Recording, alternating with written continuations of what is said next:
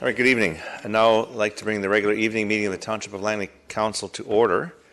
And the first item is the adoption of seat of the agenda items. And we do need to add a delegation. D3 would be Colin Hogan. If I could have, with that addition, if I could have a motion. Councillor Kuntz moves it. Seconder. Councillor Arneson. All those in favor? Opposed and carried. And move on to the adoption of the minutes for the regular evening council meeting of February 25th and the public hearing meeting of February 25th. Could I have a motion, please? Could I have a motion? Councillor Kuntz, second. Councillor Arneson, any errors or omissions? Seeing none, all those in favor? Opposed and carried. And we start off with a presentation. And I always enjoy doing these presentations. We're here to honor the North Langley Bears Bantam football team, who won the 2018 BC Community Football Association Provincial Championship in December. This is an incredible accomplishment for these amazing young football players. It's a lot of hard work and commitment is shown by the team, members, the coaches, and their manager, and I'm sure the parents in getting you to the games and practices on time. And the result was being named the best in BC. You set an exemplary example for our athletes of all ages in our community and should be very proud. So myself and Councillor Woodward are going to go up and present the certificates, and if you just stay for a group photo, that would be great. But congratulations. I know that it's a lot of work, and there's a lot of teams that start the season hoping to get to where you got, and you made it, so congratulations.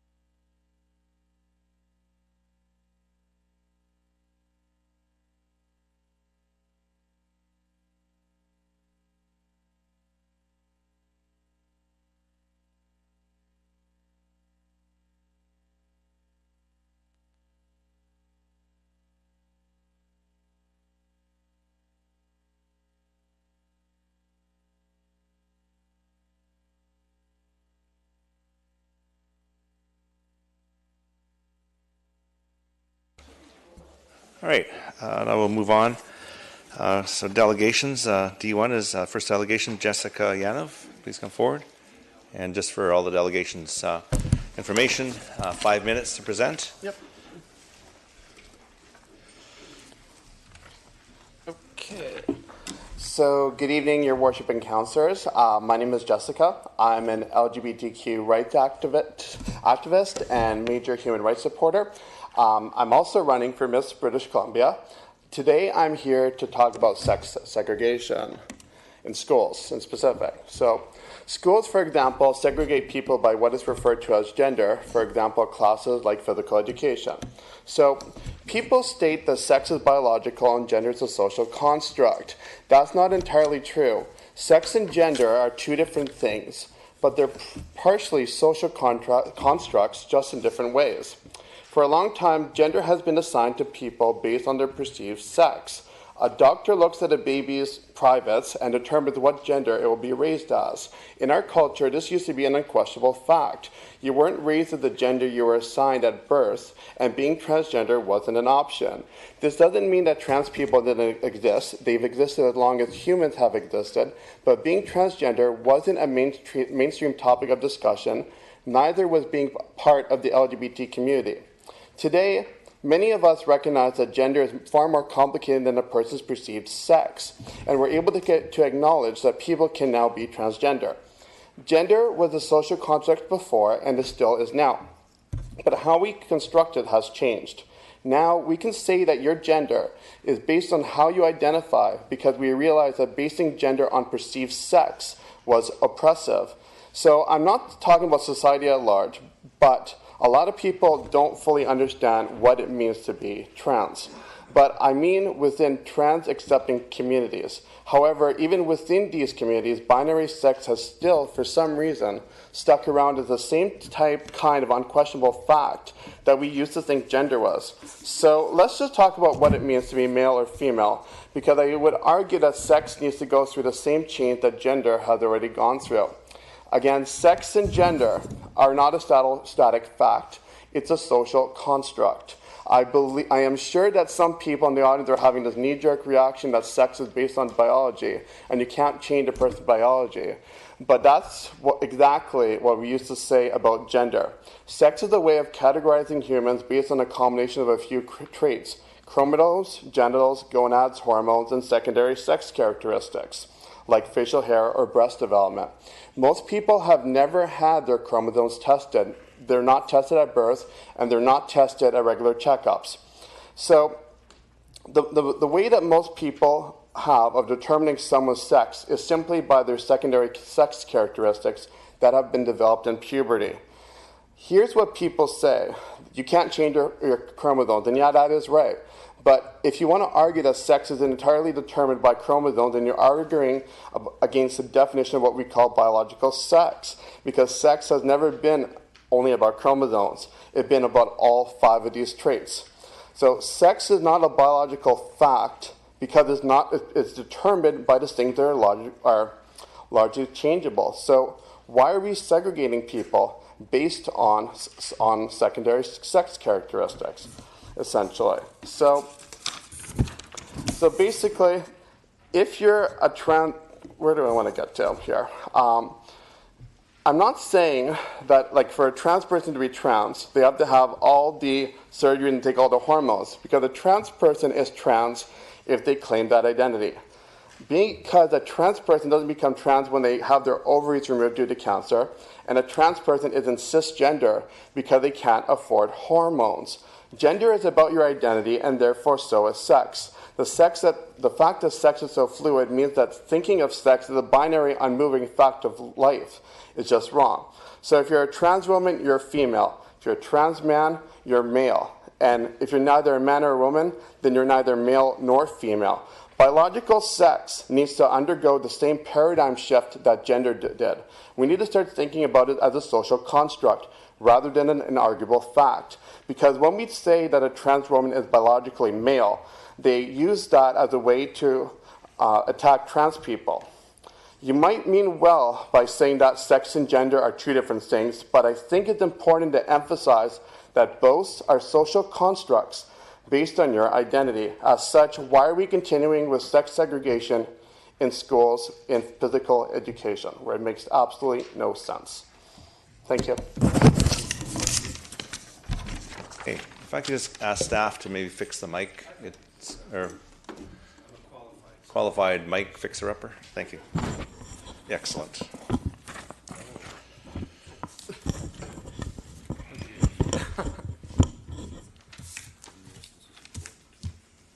Thank you very much, Councillor Long. D2 is Jennifer Reddington. Jennifer.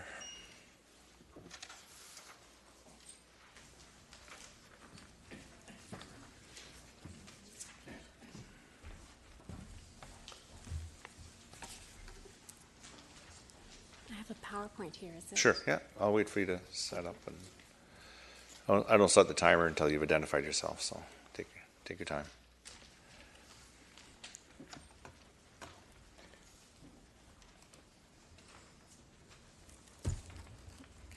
All right.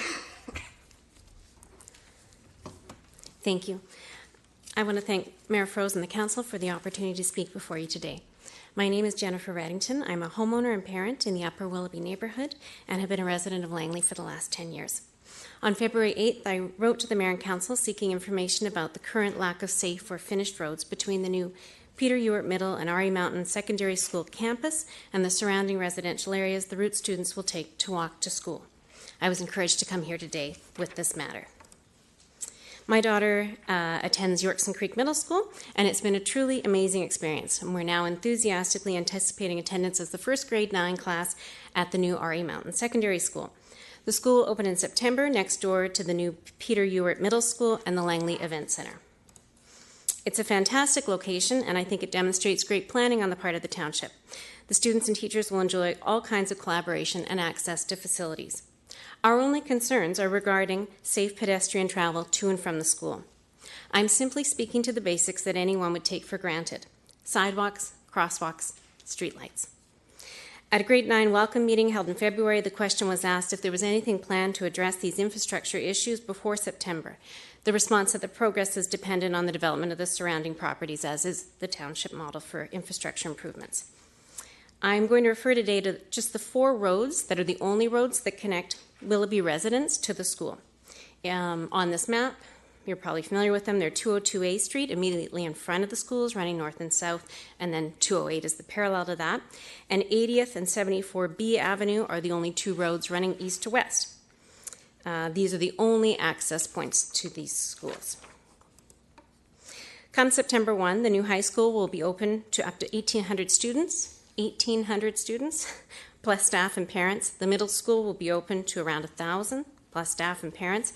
And the LEC will continue to draw traffic onto 2028 for Giants games, Trinity Western varsity games, lacrosse, LUSA and FC soccer turfs, the park, the daycare, rec center, community centers, adjacent school and homes.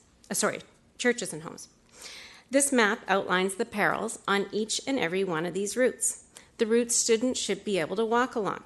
The route's parents, teachers, staff, new young drivers, community members, and neighbors will drive and bike along. As of September, we'll be adding 1,800 students, their parents, teachers, and staff traveling along these same routes. There is not a road of these 4 that leads to the school that has proper sidewalks. Some have none. There is only a crosswalk at one of the intersections. One road has no lighting, no sidewalks, no crosswalks. Some roads have ditches along the sides and no shoulder or sidewalk.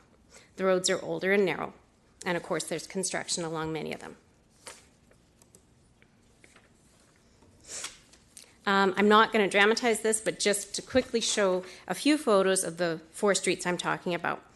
202A is the street in front of the school. It runs north and south, and this is likely the one in the most critical need. For portions, there are no sidewalks, there are no crosswalks. Along the east side runs a ditch with no shoulder. The population here will be 3,000 students, parents and teachers daily. 74B is the southern end of the access to the school, and that runs east to west. On this street, there are, from one end to the other, no sidewalks, no crosswalks, no streetlights. It's narrow and it has ditches. The intersection from that street to 208 is unmarked and has no crosswalk or sidewalk and a ditch on either side.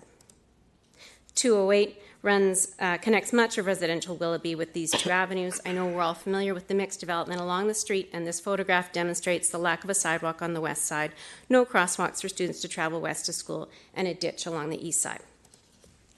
80th Avenue is the east to west corridor at the northern end, so the only way to access the school is from the north. Sidewalks are intermittent. There are no crosswalks.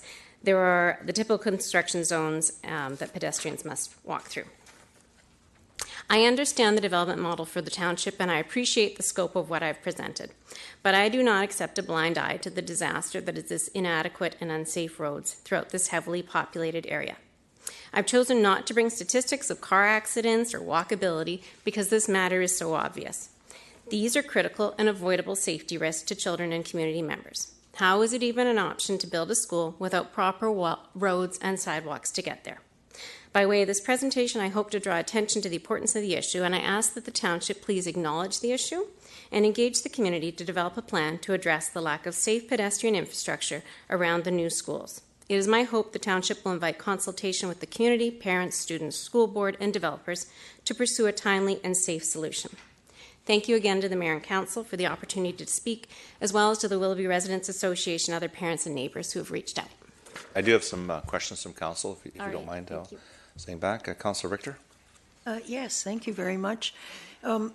We actually had a brief discussion in one of our meetings a few weeks back with Mr. Paul Cadero, who's our transportation manager, Right. And he had told council at the time that there were money set aside to make improvements. So the question I have for you, have you had the opportunity, or the PACs had the opportunity, to sit down with him and see exactly what's going to be provided? I haven't spoken to him. I did send my letter to yourselves as well as to the township, and didn't receive a direct response from anybody other than an invitation to attend here, but in amongst the staff.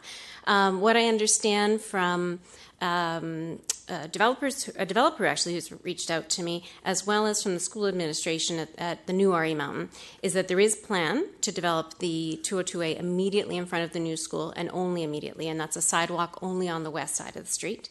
And there is a plan possibly for a crosswalk at the north end, so that would be 80th, and where the three-way stop is right now, 80th and 202A, and nothing beyond that. Well, maybe would you be interested in perhaps if we could set up a meeting for you to sit down with Mr. Cadero, and then any gaps that you think are in there after you've talked to him and found out what's being done, you could let us know from your perspective? Sure, I'm absolutely happy to. My point, and I appreciate the invitation, I'd be absolutely happy to.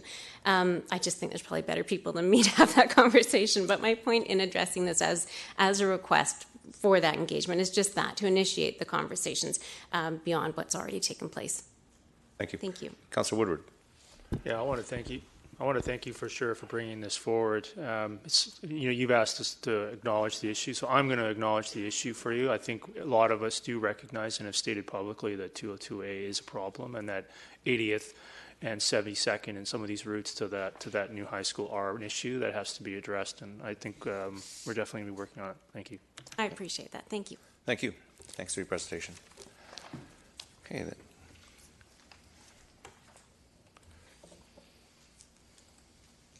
The next delegation is Mr. Colin Hogan.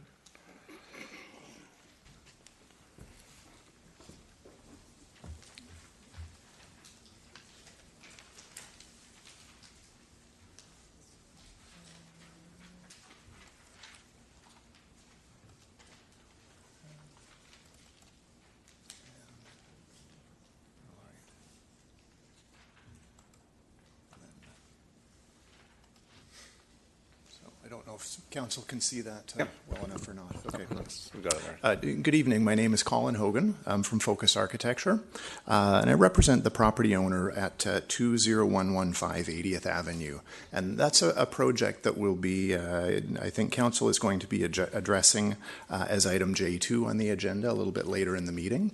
It's a land use question that came up out of an inquiry, I think, by council about a land use exclusion that's currently in the Latimer plan. It came up outside of the application process, and I just wanted to add a little bit of background information to the site. So I believe it was December 2018 when the question came up about the land use for that particular site. The site is the piece, I'm just going to use this to highlight. The site in question is this particular piece, and that is 20115 80th Avenue. It's actually part of an active application, and I believe that council probably wasn't aware of that when the item originally came up. So the application for these 3 parcels was made in April of 2018. The application, we've been working with staff on the application, and it includes 4 different land uses across this kind of funny T-shaped piece of land. A lot of the land, of course, we're dedicating for 201 Street, 81 Avenue, 200A, and there are 4 distinct land uses that are compliant with the Latimer plan. There's single-family residential up at the top. There is something called live-work townhouse in what's called Lot B in this area, and Lot C in this area. There's an apartment land use on 200 Street, our highest density on 200 Street, where we would sort of anticipate to see it. And then there was this piece, which is listed in the Latimer plan for 2 potential land uses. One is an apartment mixed use, and then there was an exception that is written directly into the plan, which permits a townhome use. Through our usual process of working with staff, we brought the application forward, had a series of pre-application meetings, talked about these land uses and the uses that are written into the plan and compliant with the plan. And as a result, we brought forward this application. As you can see, the adjacent site is a townhome site. It currently sits at 3rd reading of the approval process. The lands to the west are all designated apartment mixed use and mixed use, where we anticipate kind of a 4 to 6 story height. And then this piece was written into the plan as having a flexible use, either a townhouse use or the mixed use. And that was really, I think, just to allow some flexibility in the built form. And so we understand that in December, council started talking about this particular site and questioning the townhouse land use and whether that's appropriate. I think that staff has given a couple of responses to that about providing a transition from what would be the higher height, say the 4 to 6 story height on this side of the road. And some issues about market viability and so on. And so we recognize that some members of councils would prefer to see this as the apartment use or the apartment mixed use. I think from our perspective, the application was made under what the current land use plan permits us to do, which of course does permit the townhouse use in this location. So really all of the uses that are proposed here do comply with the land use plan. But we do recognize the significance of this location. We recognize that there's a concern about losing the potential of mixed-use land in the township.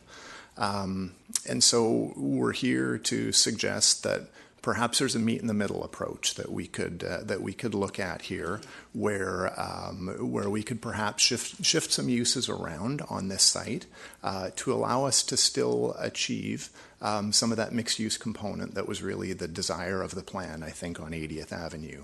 And my suspicion is across from the LEC, there's a desire for some commercial ground floor use. So what we would propose for consideration, if staff would consider it and if council would consider it, is taking some of the townhouse mixed use, which is proposed up in this quadrant, which I'm circling here on Lot B.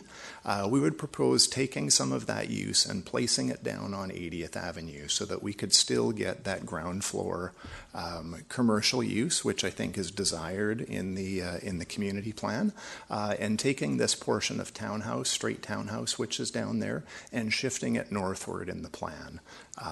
We feel that would hit the objectives of the plan of getting the mixed use down on the corner, which we feel would allow us to stay true to the intent of the plan without sort of impacting what we feel is a good relationship between these two sites. Kind of a 3-story townhouse site to a 3-story townhouse site makes for a good interface, makes for good neighbors as opposed to be overshadowed by a taller building. But we feel that we can kind of meet that height matching from property to property, but that we can still provide some opportunity for commercial street frontage on 80th Avenue, which we believe is the intent of the plan. Okay. Can we just thank you. Wrap up? Okay, you got it. Thank you.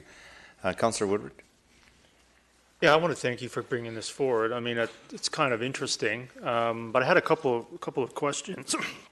So given, I think you do quite a few developments in the township, and especially in Willoughby. Yeah. So are you aware of any other site-specific exclusion, text-based, from the land use plan? I'm not an expert on every single plan area in Willoughby, but I think this is one of the only ones that I'm aware of. Yeah, so I think that, the issue, of course, is that I think that they're close to receiving an application on the other side of the street, which would then be forced to do mixed use. So now we're potentially facing the situation where on the other side of 201 Street, we may have an apartment with ground level mixed use, and on the other side, we may end up with essentially townhouses. That's probably not ideal, I'm assuming? Depends on your perspective, I think. From my perspective, the idea of putting a tall building on this site, sort of a 6-story building, would really overshadow the existing townhouses or the approved townhouses on this site, which is, of course, an approved use in the plan. So we can look at that street as a transition zone. And from my perspective, from an urban design perspective, I'd rather have the taller buildings on one side of the street, have the street as the divider, and then have the lower buildings be more in concert with what's approved next door. I feel like trying to do that on a narrow lot line, on a particularly narrow site, which would be a challenge to do that. I feel from an urban design perspective, doing the 3 stories on one side, the street, and then the 6 stories on the other probably makes for a better built environment. So I think one of the concerns I've heard from the other applicant who's on the other side of the street now, I think contemplating a mixed-use proposal as contemplated in the land use plan, without an exclusion, is kind of concerned that on the other side he may not have another complementary commercial use. You end up with maybe mixed use not being as viable sort of on its own across the street from townhouses. So, but you suggested the possibility that maybe some of that live work can be moved. So if we don't do these changes, isn't that live work kind of off on its own? And how is live work going to necessarily function on its own?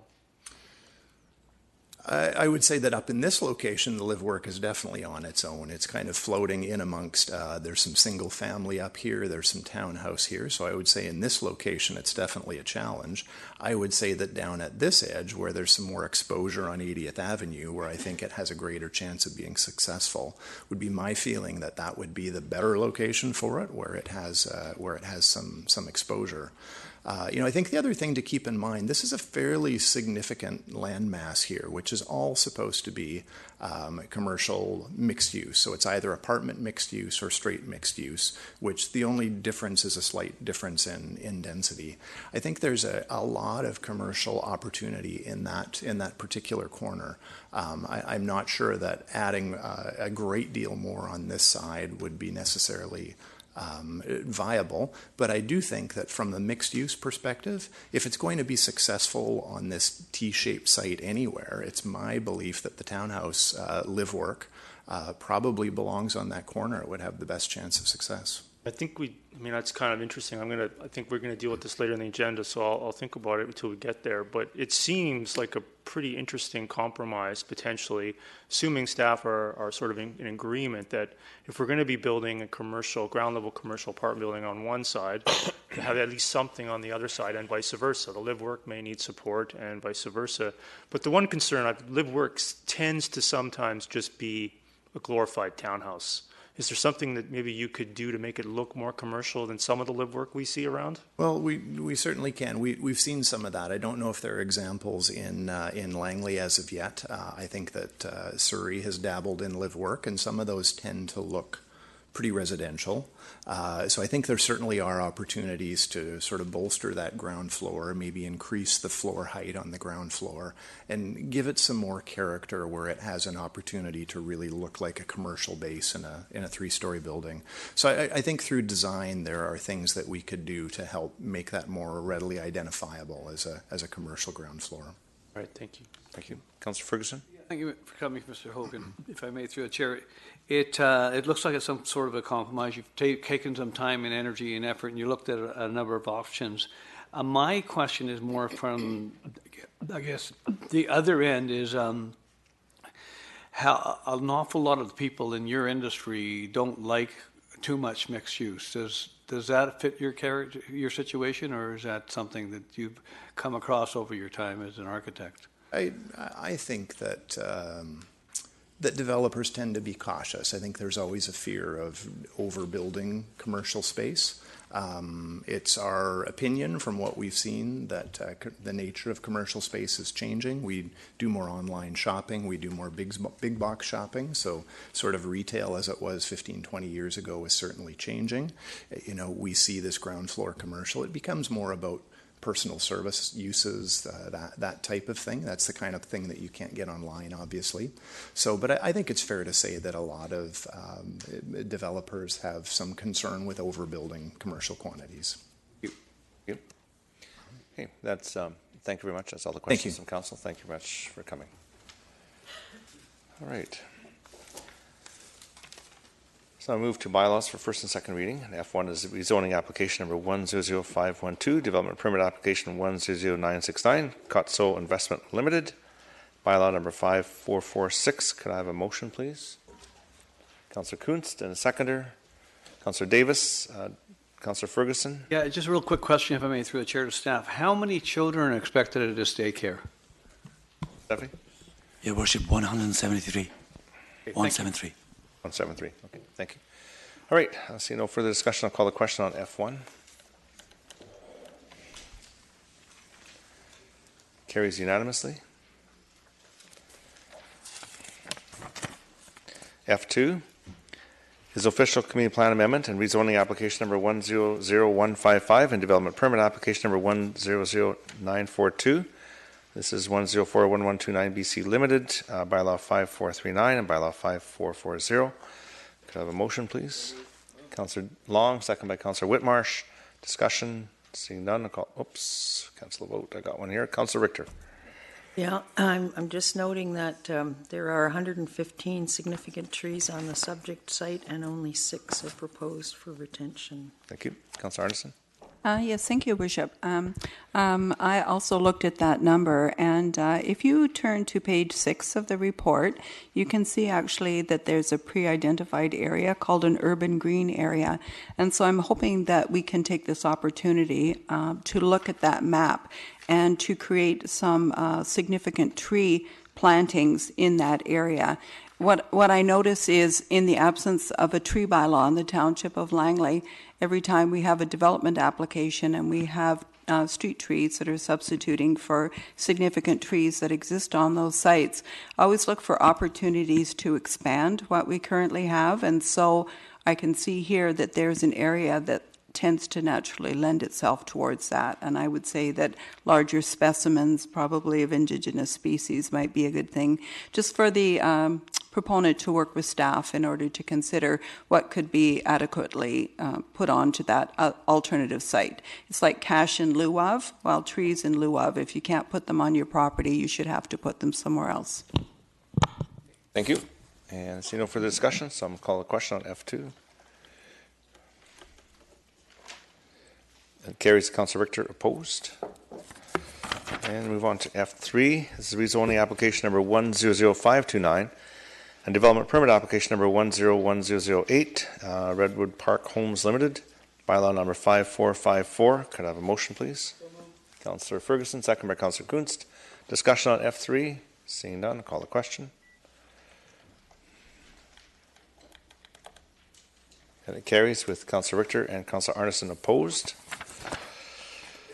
We move on to bylaws for first, second, and third reading. This is the Langley 2019-2023 5-year financial plan bylaw Development Cost Charge Reserve Fund Expenditure Bylaw, bylaw number 5455 and 5456. Could I have a motion, please? I just want to have one question for staff before.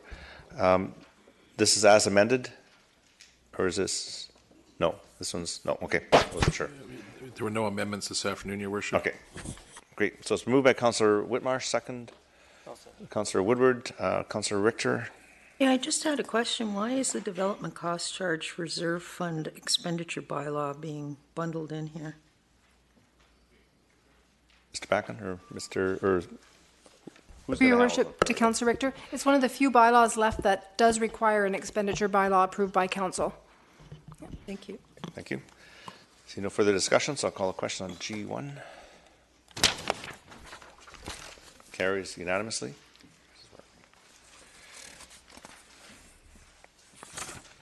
G2 is user pay utility rate bylaws for 2019, bylaw 5457, 5458, and 5459. Could I have a motion, please?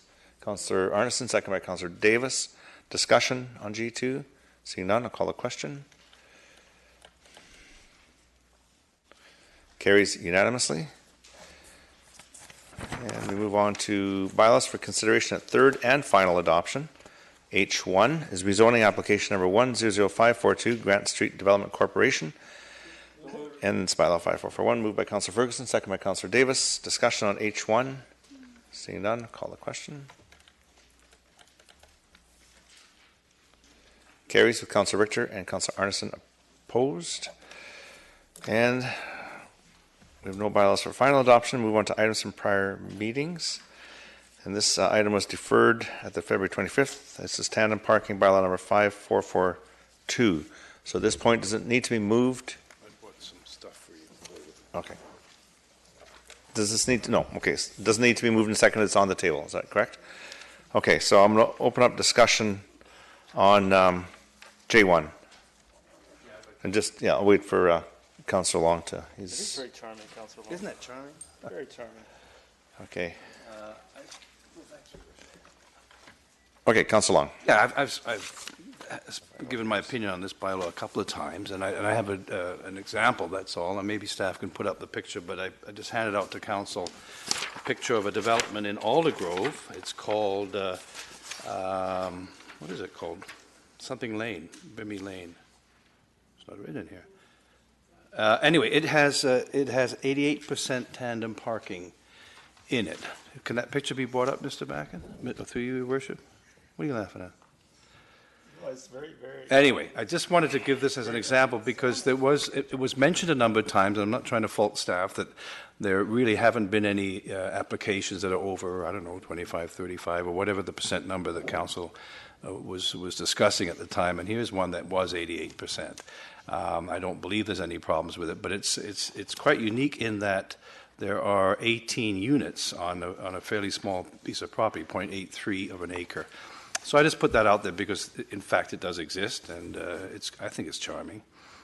So that's why another reason that I'm not supporting putting this restriction on tandem parking. I think there's housing choices required on a site-by-site basis would make more sense, and specifically this one, which is within walking distance of the downtown core of Aldergrove, that perhaps council should consider some exemptions for properties that are really in walking distance of town core areas, so that the dependence on automobile is somewhat reduced.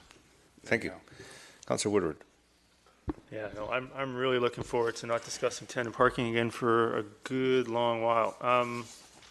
This came back, of course, because Councillor Whitmarsh was not present the last time we tried to amend this down. So I don't know if I'd be looking, I just want to clarify through staff, whether I'd be looking at reconsideration to remove the exact same thing again, whether I can do that again, because when we referred it after that failed on a tie vote to have Councillor Whitmarsh here. I'd like to, do I have to move reconsideration of that? I do have to move reconsideration of that. If you move it from, as the motion said, 50 to 25%, that would be reconsideration. But if you moved it from 50 to 26%, that wouldn't be. Yeah, so I was going to say there is a way around. I'll move again that we reduce it to 24.5%.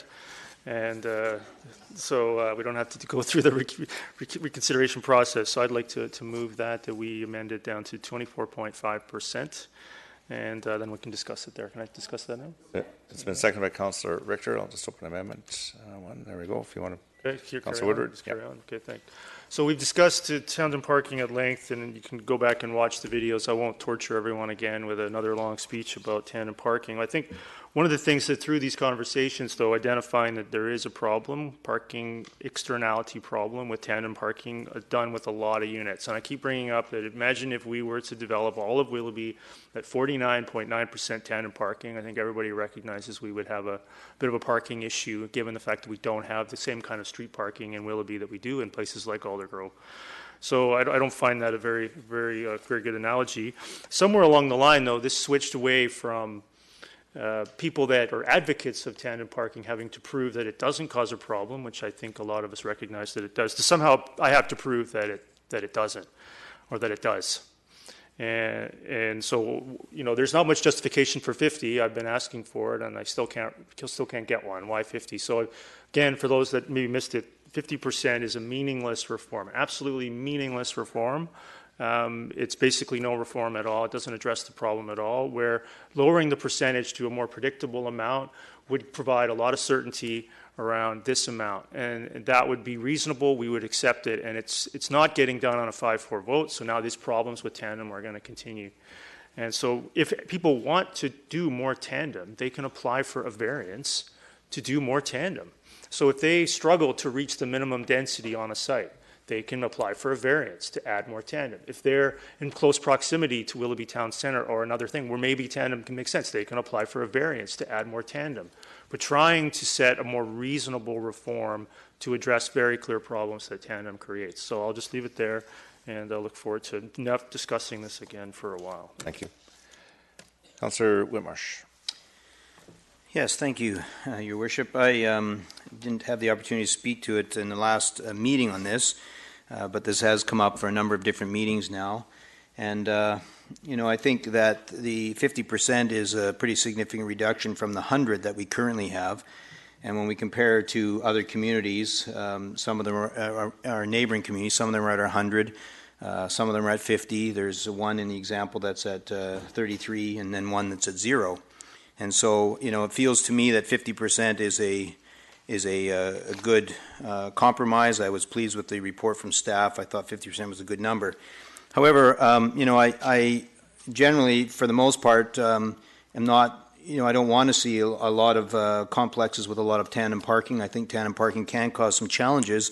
However, I do think the flexibility to have it is important, and to have some of it to help with some affordable housing units and done in the right way can help, particularly first-time buyers, young buyers of homes.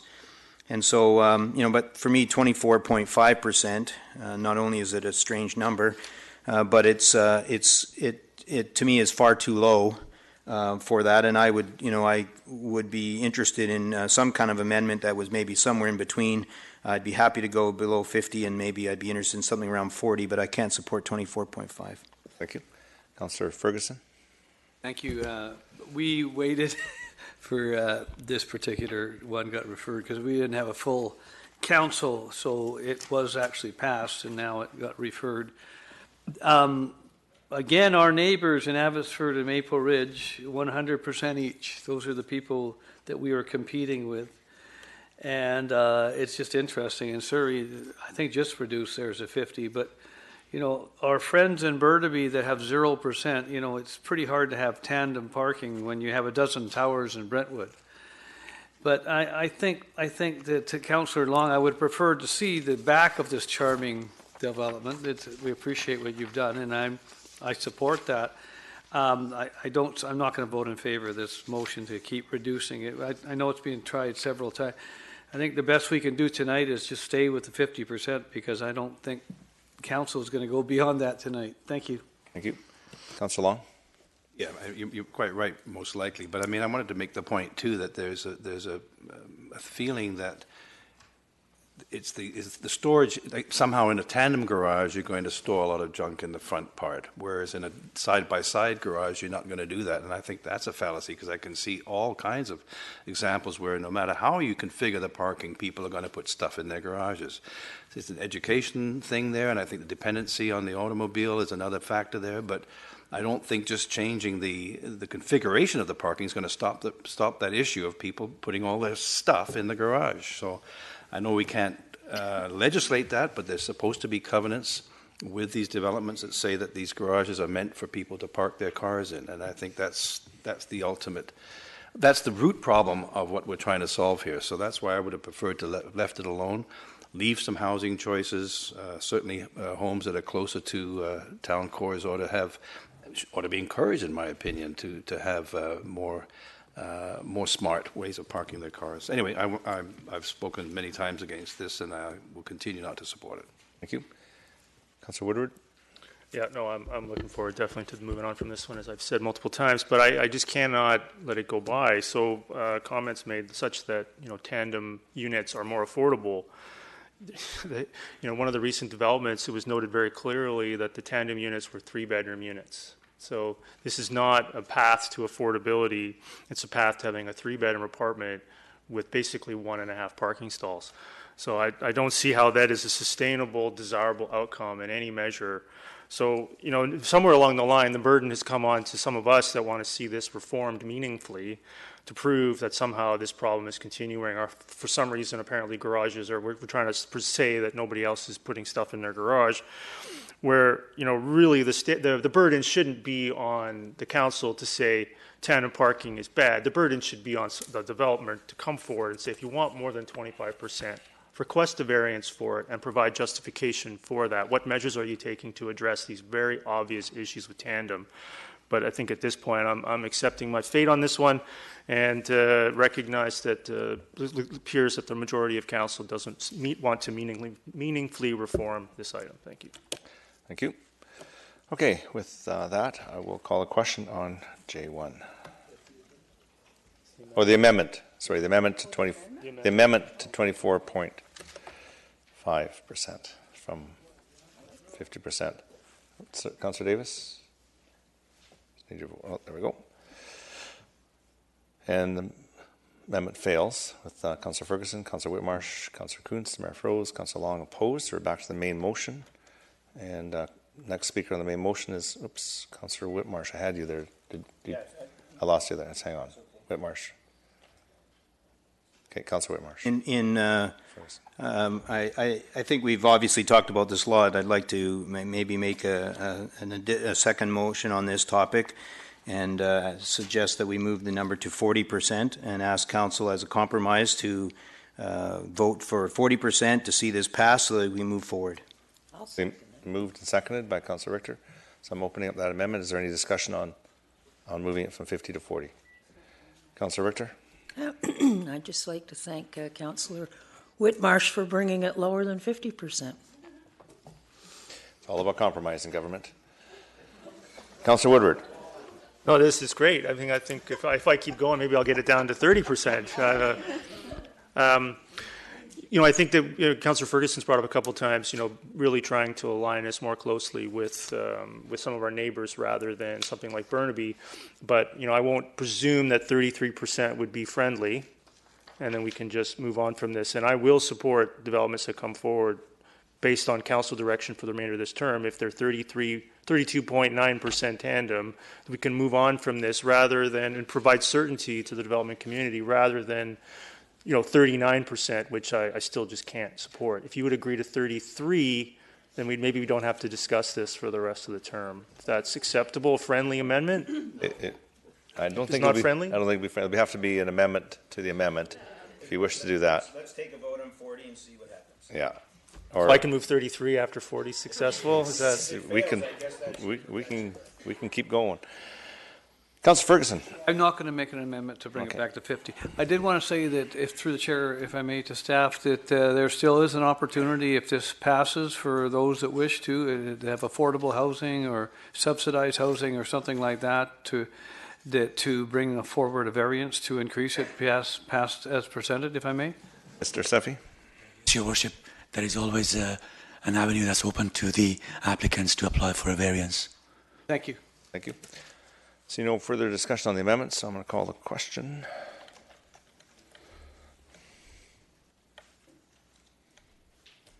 Carries with Councillor Ferguson, Councillor Arneson, Councillor Long, Councillor Davis opposed. So we're back to the main motion as amended. Councillor Whitmarsh, you were the next on the speakers list. No, we've done. No, Councillor Woodward on the main motion as amended. Yeah, it's weird. I don't support 40, but it's better than 50. So I'll take it. I'll definitely take it. So yeah, I'd like to move that we try 33% and see if we can just see the end of this for the remainder of the term. So I'd like to move 33%, please. Is there a seconder? I'll second that. Councillor Arneson seconds it, so I'll open up the amendment to move it down to 33. Well, I think it's just going to be a vote. I don't think there's too much more discussion. I'm going to call the question on 33, and we'll just see where this is going to go. Okay, got the count here. So it fails. Councillor Ferguson, Councillor Whitmarsh, Councillor Kunst, Mayor Froese, Councillor Long opposed. So we're back to the main motion as amended. I'm going to call the question on the main motion as amended.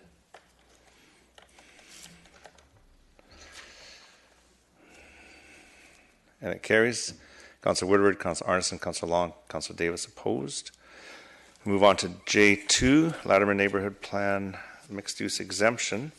Now again, Ms. Bauer, this was moved and seconded. Does it require moving and second again? It was referred to this meeting, just on the process. As it was a referral, not a deferral, it does actually require a mover. Okay, so I'm going to put Councillor Woodward on as it's his motion. Councillor Woodward? Yeah, so I'd like to, so we would do this is rather than try to go backwards, I think we should just try to go forwards here, go forward. I think that potential compromise has some merit, but I don't feel comfortable legislating it or doing it as a motion here. I'd like to refer this back to staff to work with the proponent on that outline compromise that was presented to potentially relocate some of that live work onto the site to the south. I'd like to make that motion. Sure. It's moved to refer back to staff. Second by Councillor Whitmarsh. Discussion on the referral? Seeing none, I'm going to call the question on J2. Carries unanimously. And now it's the Mayor and Council report. All right. Still have a good crowd here. Excellent. I'd like to say good evening, welcome everyone here tonight. There are a few events to tell you about which took place over the past couple of weeks. And I'll just let staff catch up with the PowerPoint.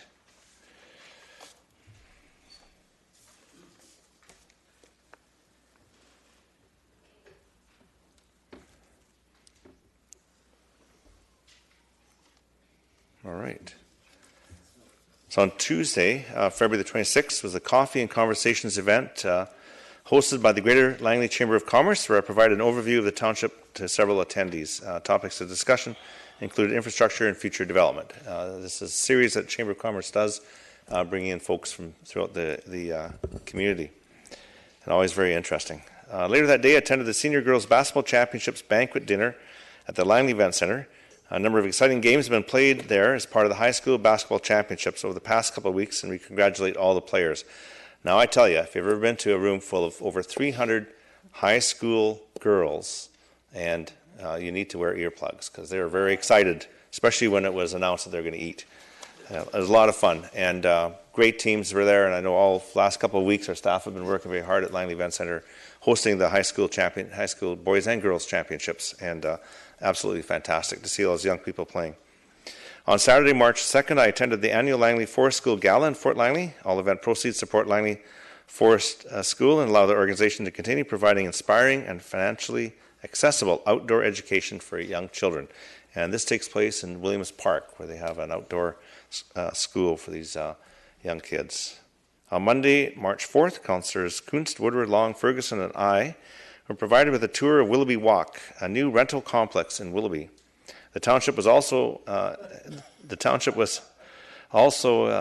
invited by Member of Parliament John Aldag to attend a roundtable on business innovation and economic development with Minister of Innovation, Science and Economic Development Navdeep Bains.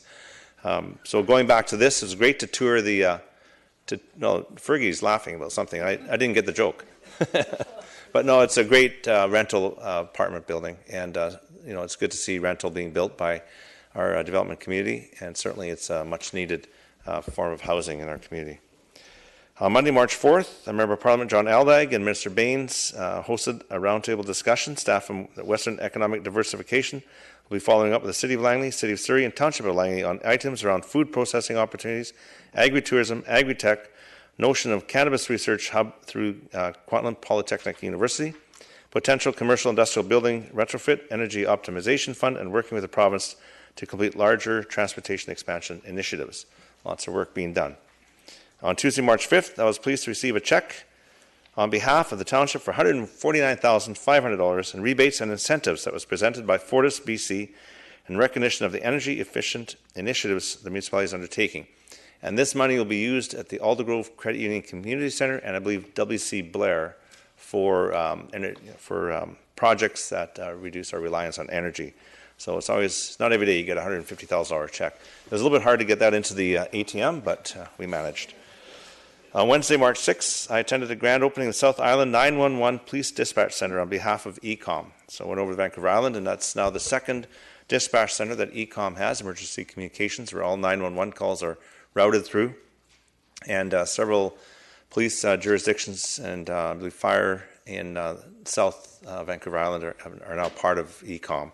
And that's their first big expansion, and it all came in on time and under budget, funded by the Province of British Columbia and the Regional District. What's it called, Mr. Backen? The Capital Regional District, right? CRD. On Thursday, March 7th, was the annual Langley Rams Blue and White Dinner held at the Redwoods Golf Course. I know Councillor Kuntz and I attended that. Saturday, March 9th, was the annual International Women's Day at the Fort Langley Golf Course. The winner of the award is Linda Francesti. I can't pronounce it. Also on Saturday, I attended the Langley Skating Club biannual ice show at George Preston Arena. And, we talk about, we had football team here earlier and hockey and all the other sports, but ice skating, figure skating, it's a very big sport in the Township of Langley. And George Preston Arena, we saw all ages from little tykes on skates to very, very accomplished figure skaters perform. And it's really great to see that. Also, just backing up at the International Women's Day, I want to congratulate the 6 women who were nominated for this award, and it was good to be there and see all the great things that we have our community members do in our community. On Council Arneson attended a 2-day Fraser Valley Regional Library Board Planning meeting on February 27th and 28th, and on Monday, March 4th, Councillor Long attended the annual Langley Memorial Hospital Auxiliary Annual General Meeting at Newlands. And on Tuesday, March 5th, he accepted the 2019 Stan Rogers, you have it there it is, Stan Rogers Memorial Award that was presented to the Township of Langley by the BC Economic Development Association. The award recognizes the Aldergrove Credit Union Community Centre as being the private or public project that is making the most significant economic impact in the community. Councillor Long also attended the Langley Healthier Community Partnership meeting on Friday, March 8th. Thank you very much, councillors, for doing that. And also have a nice little press release that our Credo Christian Kodiaks of Langley take silver at the second place at the 1A level of the senior basketball. So we got a team out of Langley that got silver, so that's pretty good to hear. And Councillor Long, you want to speak to? Well, I just want to mention the Healthy Community Partnership, which is a terrific meeting that I attended on your behalf, and I want to tell everybody that excuse me, what do I want to call it? The affordable housing, no, it's not affordable housing. Okay, I'm going to say it. What was called the Quality Inn Project is not called the Quality Inn Project anymore. It's called Creekstone Place. Oh, yeah, that's what I want to say. Excellent. So let's call it that from now on. Creekstone Place, I like that. Okay, is there anything else any members of council wish to mention? Seeing none, so we're going to move on to the next part of the agenda. Let's get back to it. So we've done J2, we've done that. As brought forward. Other business. So we have Councillors Long and Woodward. So Councillor Long. Well, I just wanted to refer the delegation by Jennifer Reddington, if that's okay. To so we'll do. It's other business, right? Other business. We'll do that after, but we got these notice of motions to go through first. So we'll do Councillor Woodward. I thought other business was first. Yeah, we're into other business now, but we'll do delegations after. So Councillor Woodward. So, yeah, no, when this is a joint notice of motion, which is kind of fun, so I won't read the whole thing, everybody. I think if you have an agenda, you have it. I'll just read a bit of it. Whereas everybody loves a parade, and everyone loves an amazing, fabulous, great idea to help downtown Aldergrove. Therefore, be it resolved that staff are hereby directed to process the application for the upcoming Aldergrove Town Center at 3100 272 Street with priority status / fast track status to be reviewed and referred to council for its consideration as soon as possible without delay. And I'll second that because we're together. We're sharing this one. Councillor Woodward and second by Councillor Long. Councillor Long informed me that this was not a new idea, but an old idea, so felt appropriate that we move it together, so I appreciate him being willing to do that. Thank you. Did you wish to speak to it? Okay. I think it speaks for itself. Okay, Councillor Richter. Yeah, I'm actually a little puzzled why we're doing this, because we don't even know what the Aldergrove Town Centre thingamajiggy is going to be. I have heard that it's basically a parkade, and if it's basically a parkade, I'm not quite understanding why we would need to fast-track a parkade in Aldergrove. So I'm getting the feeling that people on this council have information that not all people on this council have, and therefore I don't think this motion is appropriate. Thank you. Councillor Long. Oh, I didn't hear that it was a parkade. I don't know what it is. In fact, I'd asked to see, because I won't be in town tomorrow night, and the proponent won't release any of the details until the open house happens.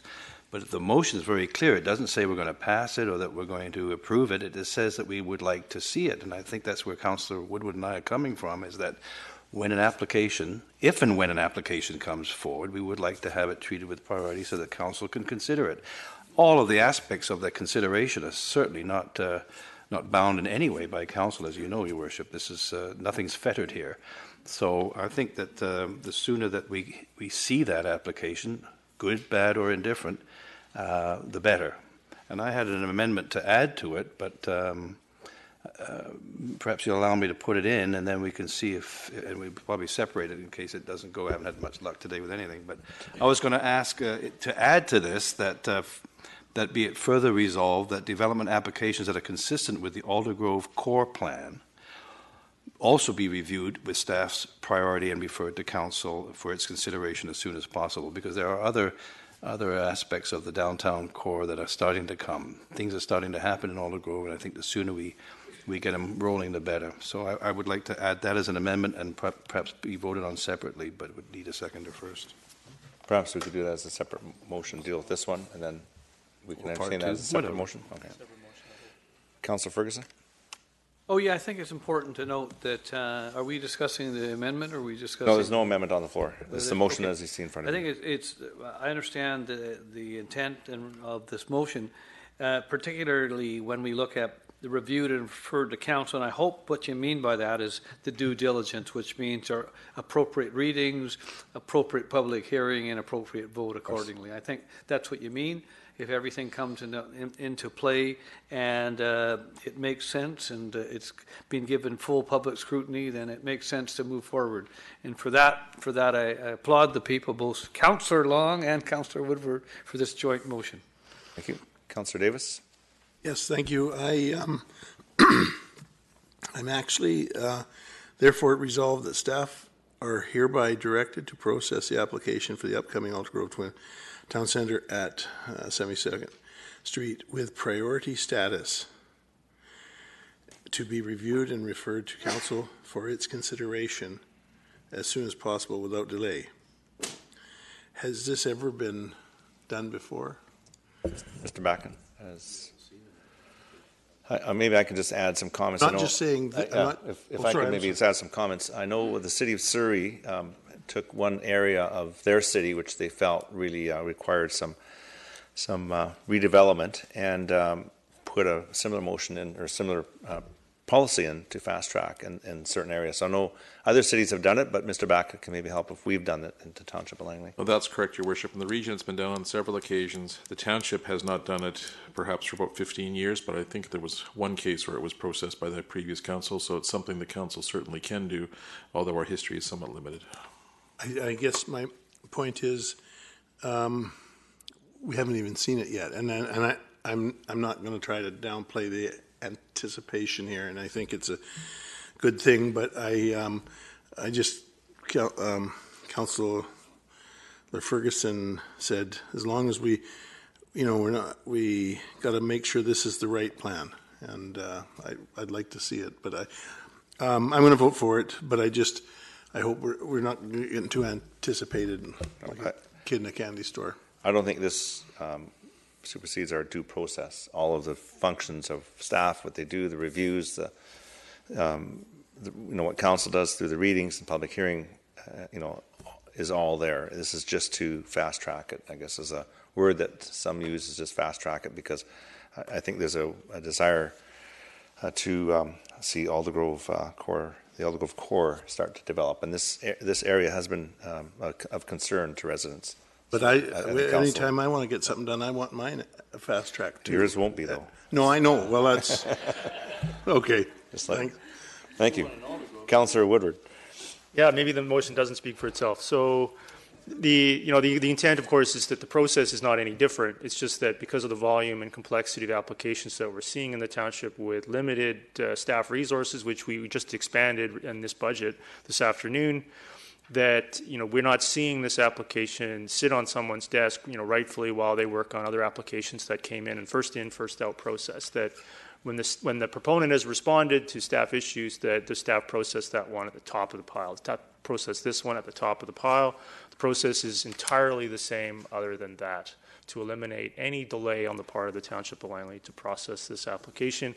Given the whereases, where Aldergrove has waited long enough for this site to be replaced and redeveloped, whatever the application is will go through the same process and the same scrutiny that any other application would go through, just happen faster. Thank you. Thank you. Councillor Richter? Well, I still think that there's an equity issue here from the perspective of all developers, at least in my experience, are upset with us about how long it takes to get their applications processed. And I really don't see any good reason why this one particular developer should be fast forwarded. And in addition to that, I recall, I've been on council long enough, and I'm sure Councillor Long will recall as well, the last time this proponent came forward with an application, we were all excited, we supported it, it was going to have multi-use, it was going to have seniors facilities in it, and nothing happened with that for like 20 years. Nothing's happened with it. So if we rush out and give priority treatment to this one developer, what guarantees do we have that we're not going to leave the community sitting around again for another 20 years waiting to see the plan that was approved actually built? So I'm sorry, I don't buy giving these guys preferential treatment. Thank you. With that, I'll call the question on N1.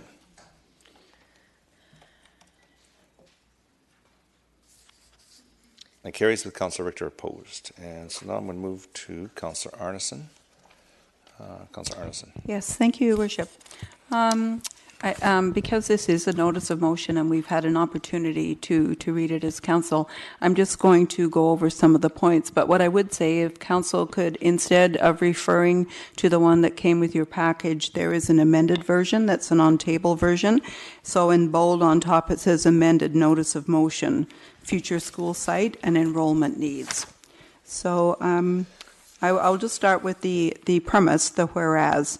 Whereas the Township of Langley continues to grow and expand, most particularly in the Willoughby area, which will contain the majority of our urban growth, and then I'm going to skip down.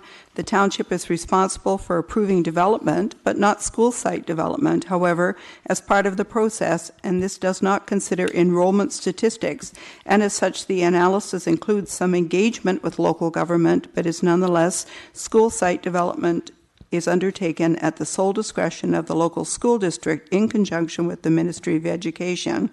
And then there is a concern that the formula and matrix that is being utilized may be outdated and ineffective. And therefore, and this is a change to the text, which is actually now in the middle of the motion. It says, therefore be it resolved that Township of Langley Council invites School District number 35 trustees to a collaborative joint meeting in order to seek dialogue and potential solutions to both school site acquisitions and enrollment needs, with the desired goal of enhancing collaboration in order to ensure the best outcomes for the community. I so move. For a seconder? Oh, yeah, it is part of it. Do you want, I could read the rest. A to E is what you're saying? Okay. Yes. Okay, so and it continues A to E. Okay. Is there a seconder? Okay, it's been seconded. Can I speak to the motion, Sure. Worship? Thank you. So I want to thank Council and also the opportunity that I have to speak to this motion and give a context to why it is being brought forward at this time, and also just to suggest that there has been a reflection upon the ask from the original motion. And so I think it's important in terms of collaboration and working with our partners that we're sensitive to the fact that we are different jurisdictions, but that we're working together. So I think we have a really good relationship with the school district. However, I know from time to time, as a local government, when we receive information regarding some of the development proposals that we are approving in our community, there can be some challenge with respect to the interpretation potentially of the data, which projects how many students will be coming to our community as a result of that. And so generally, I think that we are always advancing good public policy when we continue discussion and collaboration, because that is going to generate the best possible outcome. And so, as I've mentioned in my motion, we have a really advancing and kind of organic, I would say, challenge in terms of the type of development we're putting into our community because of land economics and because of smart growth and other things that are causing people to be in more concentrated and dense developments. Hence, I believe from a certain perspective that perhaps our historical understanding or assessment of who is living in these buildings and how they are living there, and most especially in this context, the number of children that might be residing there, can be a bit of a challenge. And so I would call this an inexact science. I don't think there's a specific formula, 100%, that we can look at and say, we know definitively this is how many children will be as a result of doing this. However, I am in anticipation of the fact that in trying to move forward with this discussion, that we look at the opportunity to collaborate, as I mentioned. And so the one thing I would like to add to this motion in terms of direction is that I think that this whole conversation should be forwarded to a future Township of Langley and School District liaison meeting. And I believe there's one on April 5th. I think it would make a great agenda item for discussion. You know, I think sometimes when we get, as councillors, anecdotal information and see staff reports, it behooves us then to look at a certain point and say, I think we need to delve into this a little bit more. And so my expectation is that if we start discussing this and collaborate together, that it's going to result in a more common and a more comprehensive understanding of what our enrollment challenges are and the actual outcome of the type of building, the number and style of building that we're putting into our community. So those are my thoughts. So just on that, I just want a question for you. You mentioned the Joint Liaison Committee, which has been up and running for probably 7 years, or nearly 7 years, because I know we started it in my first term. Would it, I mean, my thought on this was just to refer this whole motion over to them, but your motion doesn't say that. I was going to suggest that maybe the wording was changed, that it be resolved at Township of Langley, refer this to the Joint Liaison Committee, because that's the committee to do that work and then report back. I would agree with that. I sort of did this on the fly. Okay. And in all honesty, when I drafted it, there was some subsequent consideration and discussion with actually the school board itself and another council member who was instructive in perhaps trying to look at the language of what was being put forward and find a more maybe appropriate way to couch what the ask was. And so I think that's a good idea. So I would be supportive of that. Okay, so if that's amendment by unanimous consent, then we'll accept that as an amendment unless there's any opposition. Okay, so then that's what we'll do. Councillor Richter? Yes. I thought it would be good if we all met with all the trustees, because we haven't had the opportunity to do that yet, but I'm quite content to send it to the joint committee. The piece of information that I would really like to get back from the joint committee is what are the actual enrollments like compared to the predicted enrollments? Because every time we put a development through, we are told that there will be 10, 13, 8, 7 different students going to these schools. And are they in fact actually finding that? Or are they finding that there are more children going to their schools from the new development areas? And I would also like, if possible, if that information is available, a comparison over the past 5 years, in the last 5-year period. So have we seen increasing student enrollments? Where are those student enrollments? And how did the actuals compare to the predicted? Oh, that would be good. And there's so many variables. It's more of an art than a science, I think. And and even changes in the economy over the last few years where housing prices have gotten so high. Now you're seeing, they're seeing it in downtown Vancouver, and there's more families in apartments when they didn't expect that. So things that are out of your control that come down in the future is higher cost of housing means people will stay in their smaller homes longer with their growing families, and then unanticipated impacts to schools. So there's lots of things that are unintended, but it is an art, not a science, and they do their best. But I think it'd be a good discussion to have and ask those questions. Councillor Whitmarsh? Yes, this is, I think, a good idea to send it to the Municipal Liaison Committee meeting, which is coming up on April 5th. I believe myself and Councillor Woodward are part of that committee, and this will be our first meeting coming up.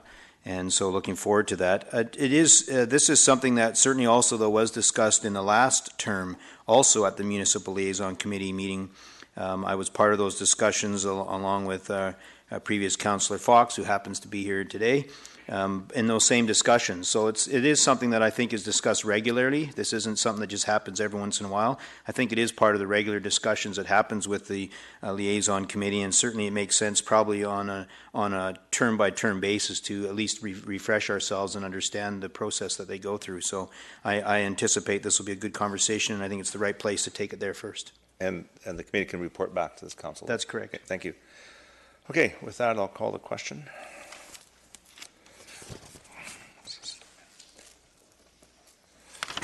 Carries unanimously. Is there any other business? Councillor Woodward? Oh. Yeah. There we go. Yeah. In the light of the budget getting approved this afternoon, with 4 additional planning positions added to this year's budget for starting on May 1st, I have a notice of motion for the April 1st meeting. Whereas the completion of the major road network in Willoughby is a critical public issue, whereas reviewing how major roads are provided for has been confirmed as a strategic priority for Township of Langley Council, whereas the Development Application Procedures Bylaw provides the necessary flexibility to fast-track selected applications, whereas development applications with major road frontage provide for the completion of critical road and sidewalk infrastructure for tens of thousands of residents within Willoughby and adjacent communities such as Walnut Grove, whereas Council has expanded the development capacity within the 2019 budget and financial plan with the addition of 4 new planning positions to improve current development timelines. And whereas with this expansion of application process capacity provides for the Township of Langley with an opportunity to fast-track a relatively small number of applications in the greater public interest without adversely affecting any other applicant. Therefore, be it resolved that staff are hereby directed to process any and all development applications within the boundaries of the Willoughby Community Plan with unfinished road and sidewalk expansion on the arterial sections of 208th Street, 72nd Avenue, 200th Street, 86th Avenue, 80th Avenue, and 202, 202A Street, indefinitely with fast-track status to be reviewed and referred to Council for consideration as soon as possible without delay, until otherwise directed by Council. Thank you. Thank you. Councillor Richter? Yeah, I've got some items I just wanted to bring up. I have a concern over the last 2 council meetings that we've had with the size of the packages that were being given for the meetings and the fact that we only really have 3 days to review those packages.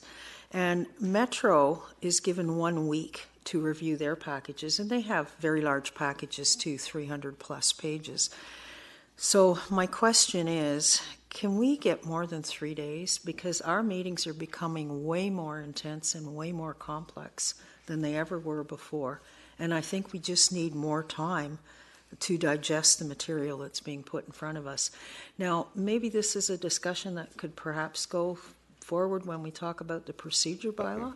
That would be appropriate, I think, because it would require changes to procedure bylaw because of deadlines that are in the procedure bylaw for delegations, for agenda items, that sort of thing.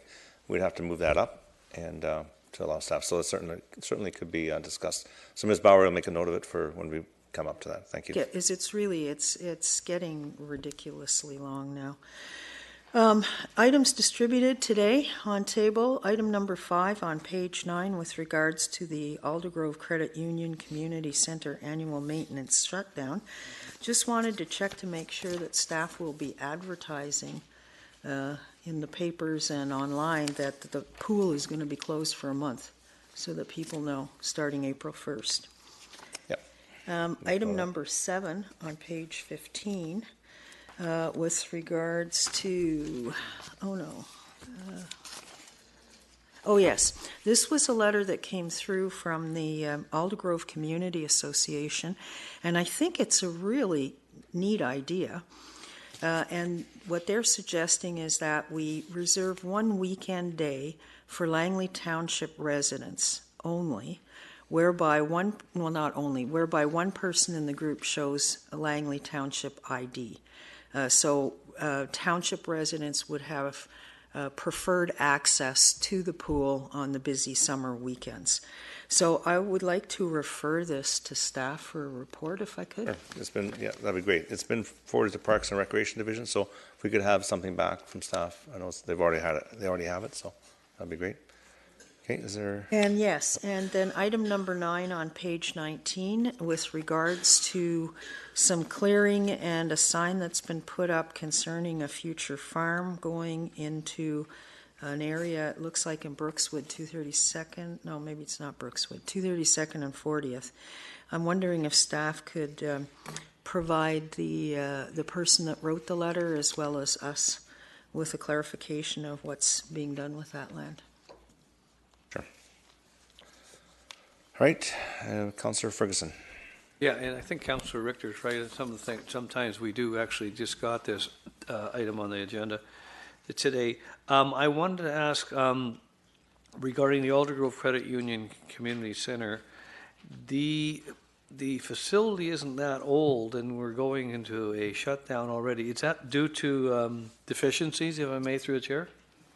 Your Worship, that would be part of it, to just review it for final deficiencies before the warranty period on some of these things comes to an end. Okay, and the next thing is, it's quite a lengthy report you've got on item number 6, page 10 on the information on TOL recreation facility youth and floor allocation.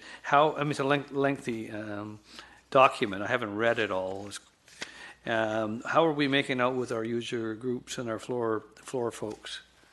Your Worship, one meeting has been completed, and I believe a second one is being scheduled. There's some timing issues as to some of the repairs, or I guess enhancements to the sport box that's being finalized before the second meeting proceeds. So we'll wait until next meeting. You have some more. Thank you, Mr. Mayor. And just picking up on some of the comments on the Aldergrove Credit Union Community Center. I know after we haven't had a full year of use yet, but there's going to be a bit of a review on some of the challenges that happened as it opened. I know it was new and we had a lot of folks there, and the idea of having a residents-only day is a good idea, but I know there's going to be a more in-depth review of it. Is that coming to council? Could this be part of it? It's coming, but it's been preempted by some of the other concerns council raised to things such as, but not limited to, sport boxes and other issues. Yeah, but it's on. So this could be part of that review. And just correct. Okay, thanks. Councillor Long? So I got two. One I can't seem to find, but it was certainly this one I have in front of me is from February the 14th, item distributed to council, and it's item number 6 from Peter Zeller from the Langley Slow Pitch. Now, he made a delegation to us about repositioning one of the pitches there at McLeod, and I don't know if staff are working on that because his letter of February the 12th says he failed to mention that there's a co-ed championship happening in the fall, and that he's hoping that this field will be reconfigured by then. So I'd just like to refer that to staff, maybe to let us know what's going on with that. And we can certainly take the referral, Your Worship, just keeping in mind that that alignment is not included in this year's budget at this point. Okay, thank you. So there was some funding that he was offering, so maybe we could find out how much is the shortfall, and we could find a way to fund that.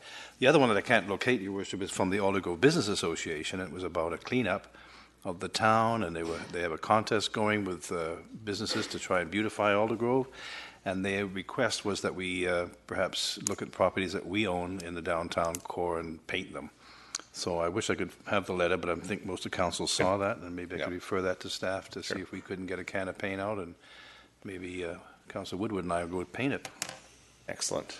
Mr. Backen? Not sure we have that one, Your Worship. Okay. Can you repeat the If you can, source? if you can, you find it. And You maybe saw get it, to right? staff. I mean, council Yeah. saw it, right? Yeah. We'll Sorry, get I it. can't locate it. We'll get it to you. It was a very good. Councillor Woodward. Just before leaving, Councillor Long, you had referenced something else about the Aldergrove core and priority. I don't know if that was just for discussion or if that was intended to be. I could bring it back. Are you going to take it? Work on it and jointly move it for the deadline for the first. Yeah, maybe we'll sit on that one for a minute. Okay. Councillor Woodward? Yeah, I wanted to follow up on the dry floor item. Is it true? I mean, I'm not a. Is it the Rivermen season has ended? They were in the seventh Correct. game, weren't they? No, the seventh game finished and they were unsuccessful. So do we know when we're going to be melting the ice at this point? Do we have a date for that yet? It's on the memo. It's still after the ice spring season, after just before the home show. Yeah, that is a long, and it was only given to us. But yeah, so I can follow up with you in regards to where this is at, because to me there's still quite a bit of confusion, messages that I'm getting regarding it. So in getting this issue solved with lacrosse and ball hockey. There's still one team still going. The Trappers are now in the finals, so the ice season is still continuing on that basis alone. Yeah, so if council get those, I found it very helpful to forward it all to staff so we get one consistent message coming out. So staff will be happy to help out with that and as things emerge. All right, see no further business. Councillor Davis, move. Oh, sorry. All right. Other business. Do you want to push your button? Councillor Long? Councillor Long, okay. Yeah, Sorry, Jennifer Reddington, right, that made the about all the sidewalks and getting together with a meeting with staff to go over that, and I think that should be So we done. can provide direction to staff to reach out and set up a meeting, and then we can go from there. Councillor Richter, other business? No, I just wanted to concur with Councillor Long's suggestion that we get her together with staff to find out where the gaps are. It's Okay. important for us to know. Okay, so is there any further business? So Councillor Davis moves termination. Councillor, who seconds it? Councillor Whitmer seconds. All those in favor? Opposed and carried.